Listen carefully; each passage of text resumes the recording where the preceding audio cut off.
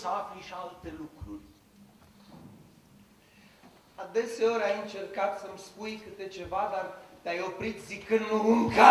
A sosit ceasul! Dar ai uitat din ce cumplite hinuri te-am scăpat? Nu! N-am uitat. Minți! Scârbă!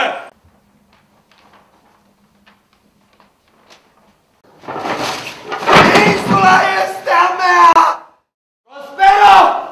Vedea-te ajrană vie!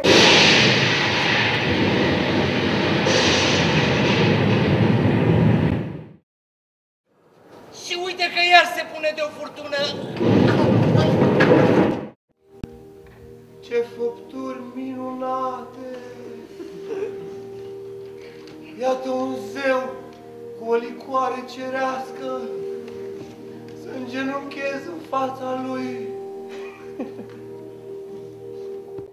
Iar acum la întoarcere nu mai putem de bine ce ne merge. Cum te cheamă?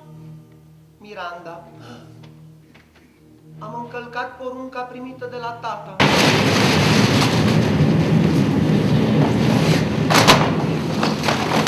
Rău vorbă! Răspundă-mă, Doamne, că știu că ai curaj.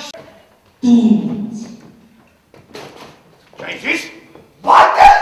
Bate-l să-i sune apa în cap! Ia ține-i! După ce moare, îl bat și eu. Da, asta ce-o mai fi? E melodia cântecului nostru cântată de nimeni cel nevăzut.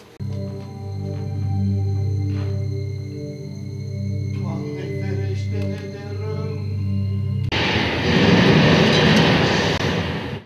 Soarta, care amână, dar nu uită, a smuțit asupra voastră mare. A zis cu fiul tău, Alonso. Să vină dragii!